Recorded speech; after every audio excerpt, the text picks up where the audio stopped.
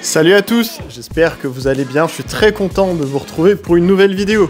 Aujourd'hui, on va traiter d'une vidéo spéciale BetClick Elite. Vous l'avez vu dans le titre, vous l'avez probablement vu également au logo. Eh bien, nous allons traiter de la course au maintien, parce que oui, vous n'êtes pas sans le savoir si vous êtes un supporter d'un club de BetClick Elite. Cette saison, il n'y a pas 2, mais bien 3 descentes. Et je peux vous dire que en bas du classement, il y a quelques équipes qui ont un petit peu les chocottes. Allez, je vous propose qu'on débriefe de la 27e journée qui vient de se terminer et que l'on voit les prochaines échéances pour les 5 ou 6 équipes qui pourraient se mêler à la lutte pour le maintien. Allez, à tout de suite. Alors, avant de passer au classement, regardons les résultats de cette 27e journée de BetClick Elite qui vient de se terminer. Il y a eu quelques résultats assez importants dans l'optique de la course pour le maintien, notamment la victoire, facile, pas facile, je vous laisserai en juger, mais de la Chorale de Roanne à domicile qui a fait la bonne opération en vue du maintien.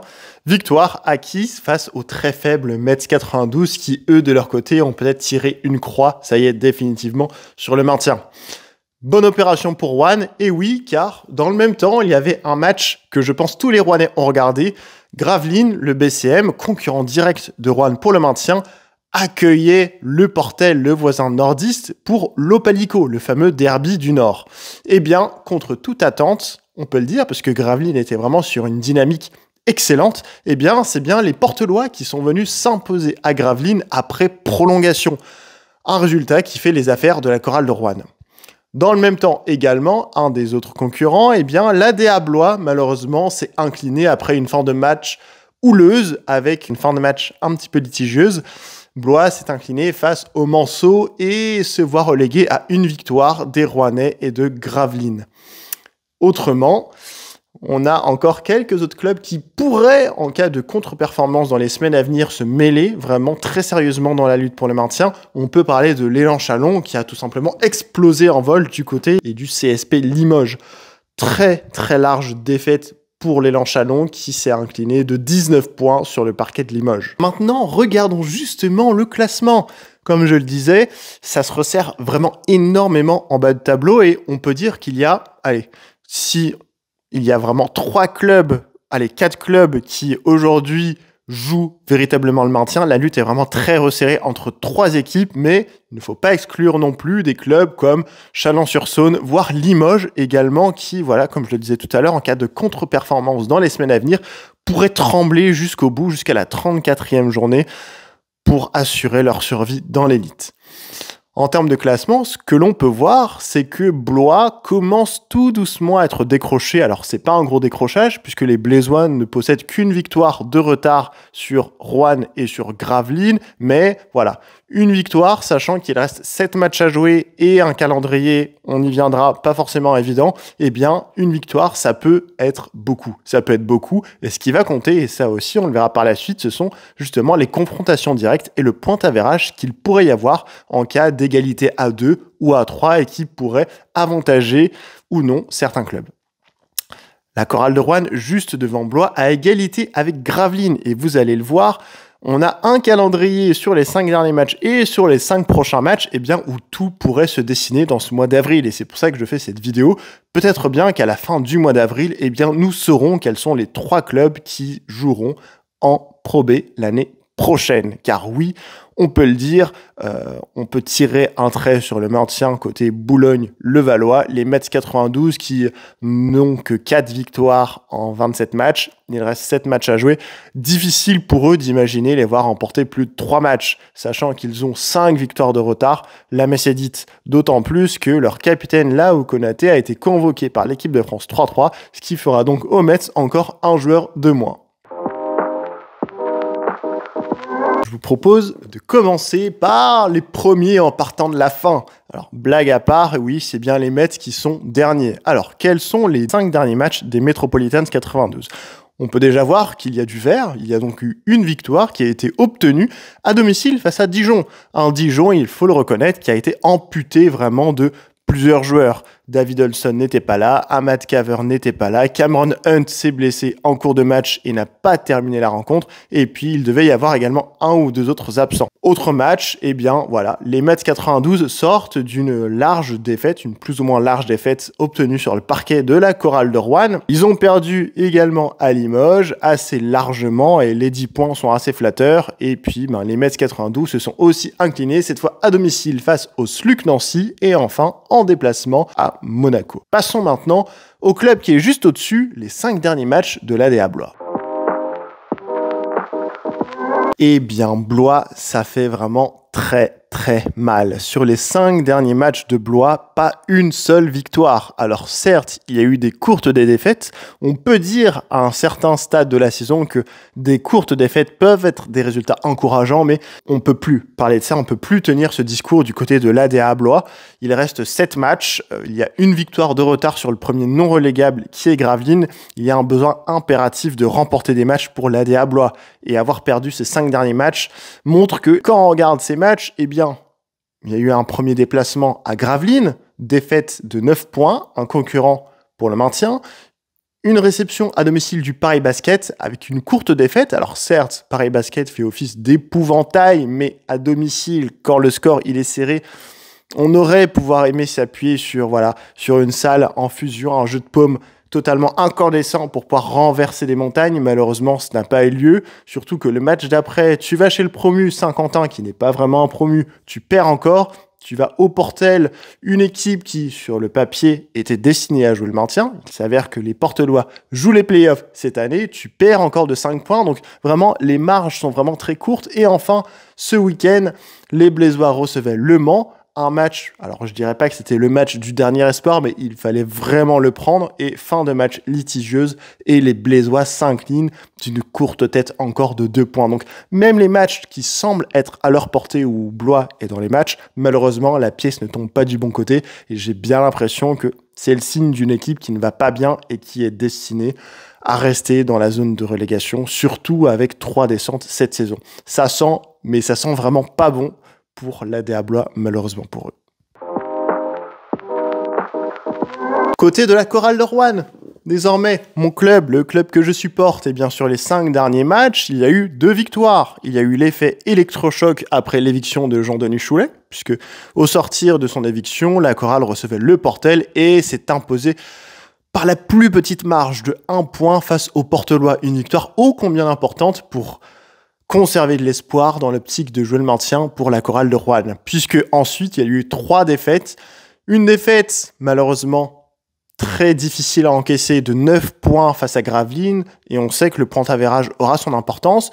Une défaite également, encore une fois, à domicile face à Bourg, où la Rouen n'a pas vu le jour. Et ensuite, eh bien, il y a eu un déplacement au Mans, qui pourrait faire office de pire match de la saison, avec un niveau de jeu vraiment affligeant, une défaite de 10 points, avec encore une défense porte ouverte pour les Rouennais, et enfin, une victoire acquise plus ou moins largement, avec facilité, face au bon dernier, les Mets 92. Enchaînons maintenant avec le premier non relégable, le BCM Gravelines.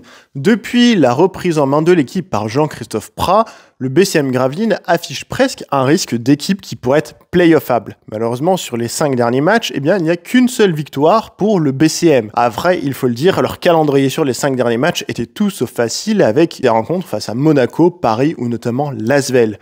Alors, ces 3 matchs, il y a eu défaites, des courtes défaites, certes, puisque Gravelines a presque fait chavirer Monaco en s'enquilant seulement de 4 points, a quasiment battu l'Asvel. Malheureusement, Gravelines s'est incliné en prolongation sur le parquet de l'Asvel de 3 petits points, mais la victoire la plus importante sur les 5 derniers matchs, elle est acquise sur le parquet de la Halle Vacheresse du côté de Rouen, avec un écart non négligeable, il faut le reconnaître, de 9 points.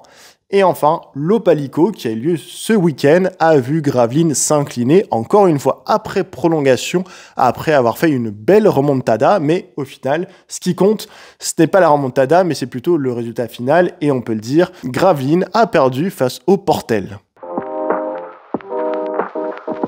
Enfin, car je vous le disais, il n'y a pas simplement 3 ou 4 équipes, mais il y a peut-être même 4 ou 5 équipes qui pourraient se battre pour le maintien, eh bien, le club qui est juste devant Gravelines et qui pourrait trembler jusqu'au bout, eh bien, on peut mettre l'élan Chalon. Sur les 5 derniers matchs, une victoire seulement, acquise à domicile de 1 petit point face à l'Asvel, mais sinon, en ce moment, la dynamique côté chalonnaise, eh bien, elle n'est pas vraiment là. Alors certes, Alexej Nikolic reprend tout juste et en l'absence du meneur slovène, les résultats de Chalon ont été laborieux, mais voilà, on sent que les Chalonnais ne sont pas du tout sereins. 2 déplacements qui se sont soldés par 2 défaites, une défaite de 26 points au Mans, une courte défaite de 3 points au Portel, une courte défaite à domicile face à un adversaire prenable, le SLUC Nancy, qui n'a pas la meilleure dynamique, et enfin, ce week-end, eh bien, Chalon a littéralement explosé en vol avec une défaite de 19 points sur le parquet de Limoges. Donc attention Chalon, supporters chalonnais, peut-être que vous allez trembler jusqu'au bout. Alors, c'est l'équipe qui, pour moi, a le plus de marge sportivement et je ne les vois pas descendre. Cependant, si vous suivez l'actualité du basket tricolore, eh bien, vous le savez, Limoges est en proie à des problèmes financiers, des problèmes de gestion. Ils vont repasser devant la DNCCG et il n'est pas dit que Limoges récupère peut-être des victoires de pénalité, sachant qu'ils ont déjà 2 victoires retirées cette saison. Peut-être qu'il pourrait y en avoir d'autres, peut-être qu'il pourrait y avoir un dépôt de bilan, on ne sait pas. En tout cas, la situation, pas du côté sportif, mais plutôt du côté administratif, n'est pas rose du côté de Limoges. Maintenant, si l'on se recentre sur le sportif, sur les 5 derniers matchs, il y a eu 3 victoires pour le CSP. Des victoires acquises de manière autoritaire. Déjà face à Chalon ce week-end de 19 points, une belle victoire acquise face au Metz 92, encore une fois à domicile, et puis toujours à domicile parce que Beaublanc, la magie de Beaublanc fait que c'est très compliqué d'aller s'imposer à Limoges, eh bien le CSP n'a fait qu'une bouchée de la JDA Dijon en s'imposant de 16 points, 93 à 77. Les défaites ayant lieu à Paris, mais tout le monde se fait désosser par Paris en ce moment, et une courte défaite dans les Mauges face à Cholet. Ensuite, parlons des 5 rencontres à venir pour ces clubs-là.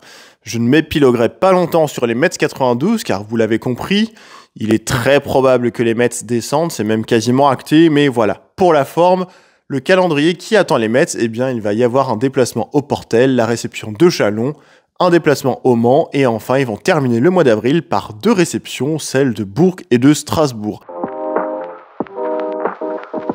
Je le disais tout à l'heure quand je parlais de l'ADA Blois, eh bien l'ADA Blois commence tout doucement à être décroché. Alors il n'y a qu'une victoire de retard sur Roanne et Gravelines, mais quand on regarde le calendrier qui attend les Blésois, on n'a qu'une seule envie, c'est de soupirer et de souffler vraiment très fort. Alors, ce qui attend les Blésois sur ce mois d'avril, eh bien ils vont commencer par un déplacement sur le parquet de la JL Bourg, un membre du top 5, ils vont ensuite recevoir l'Asvel, ils vont se déplacer à Cholet, ils vont recevoir Chalon dans un match peut-être de la dernière chance, et enfin ils vont se déplacer à Nanterre, donc un calendrier vraiment démentiel qui attend les Blésois qui ne vont affronter quasiment que des équipes du top 6, mis à part l'élan Chalon qu'ils vont recevoir, et on espérera pour les Blésois eh bien, qu'ils remporteront ce match qui pourrait être décisif dans l'optique de leur maintien.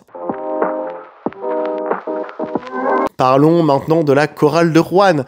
Il y a un calendrier qui, pour le coup, va être décisif. Un mois d'avril décisif pour la chorale de Roanne pour savoir si oui ou non la chorale évoluera toujours dans l'élite la saison prochaine. Car dès le week-end prochain, ça va commencer avec un déplacement à haut risque sur le parquet de l'élan Chalon. Viendra ensuite la réception de Cholet à domicile. Et à domicile, il va vraiment falloir que les chorales fassent le plein. Roanne va continuer avec la réception de Monaco, un match sur le papier qui pourrait paraître très compliqué, mais on l'a vu, ce week-end, Saint-Quentin a créé l'exploit de battre Monaco à domicile. Pourquoi pas la même chose pour la chorale de Roanne, surtout que ce match va être juste avant le début des playoffs Euroleague, et on le sait, l'objectif et la priorité pour Monaco reste l'Euroleague. En championnat, ils n'ont plus rien à jouer, ils sont déjà assurés d'être premiers, donc pourquoi pas mettre au repos beaucoup de joueurs, justement, pour ce match et ce déplacement à la chorale de Roanne pour Monaco. On ne le sait pas. Et enfin, Roanne terminera ce périple et ce mois d'avril vraiment dantesque pour eux par un déplacement, là aussi, à haut risque du côté de Gravelines, son concurrent direct pour être premier non relégable, donc victoire impérative pour Roanne à Gravelines, et Roanne terminera son mois d'avril par un déplacement du côté de Nancy. Là aussi, une équipe qui ne présente pas la meilleure des dynamiques et qui semble prenable, en tout cas sur le papier, pour les Coralliens.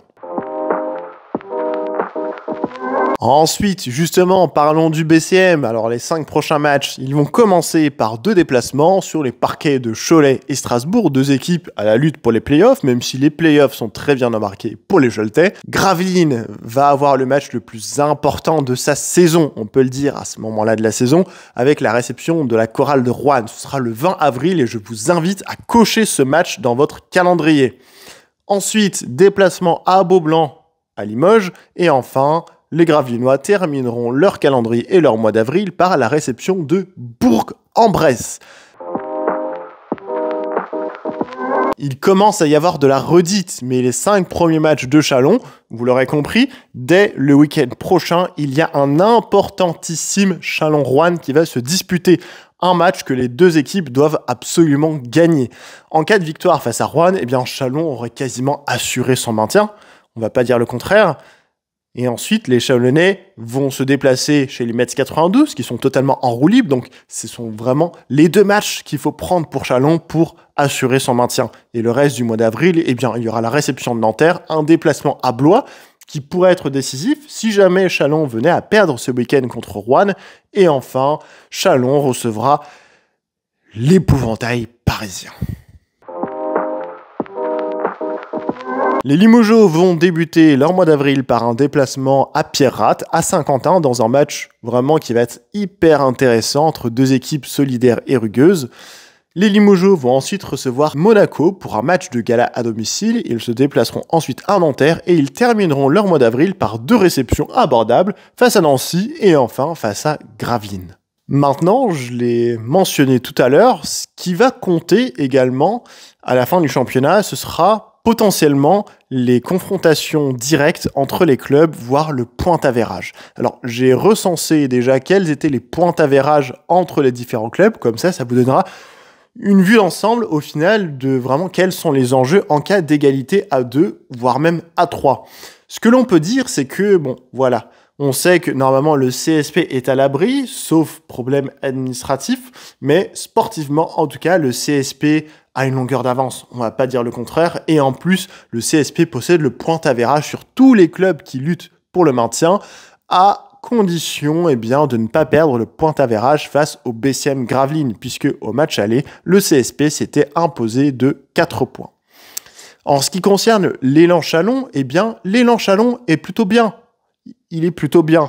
L'élan Châlons n'a pas le point-avérage sur Limoges, mais Limoges est devant, alors que Châlons doit plutôt regarder derrière. Et quand on regarde derrière, certes, au jour d'aujourd'hui, Châlons n'a pas le point-avérage sur les Mets, mais les Mets sont quasiment déjà assurés de descendre, mais surtout, sur Gravelines, Roanne et Blois, Châlons a un point-avérage plus que positif, avec un plus 18 sur Gravelines, un plus 11 face à Roanne et un plus 18 face à Blois. Alors, jurisprudence, Châlons doit toujours disputer ses matchs retour face à Roanne et Blois. Mais quand on part avec 11 et 18 points d'avance, on peut estimer que Châlons aura toujours le point-avérage positif sur ces 2 clubs-là.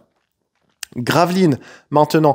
Alors, Gravelines, c'est très simple. Ce qui va compter pour Gravelines, c'est leur rencontre face à Roanne et malheureusement pour Roanne, Gravelines s'était imposé de 9 points sur le parquet de Vacheresse. Ça semble déjà difficile d'envisager aujourd'hui une victoire des Rouennais sur le parquet de Gravelines, mais en plus reprendre le point-avérage semble compliqué. Donc une bonne opération pour Gravelines qui, en cas de victoire, et simplement de victoire face à Roanne, pourrait d'ores et déjà quasiment assurer son maintien. Roanne, de son côté, la situation n'est pas folle, puisque les Rouennais n'ont pas le point-avérage sur Châlons. Il va falloir remonter un écart de 11 points dès ce week-end sur le parquet de Châlons. Et puis surtout, Roanne a perdu de 9 points. Donc, ce n'est pas un écart très conséquent, mais ça commence à faire quand même, puisqu'il va falloir remonter 9 points sur le parquet de Gravelines. Et les Gravelinois à domicile, c'est du costaud. Et enfin, nous avons l'ADA Blois qui... pour moi, je suis désolé pour les supporters blésois, mais Blois a déjà un pied en Pro B. Blois n'a pas le point-avérage ni sur Limoges, ni sur Châlons, qu'il faut encore qu'il rencontre, mais il y a un moins 18 point-avérage. -1 face à Gravelines, -5 face à Rouen et seulement un +17 face aux Mets. Et les Mets, je n'en parle même pas.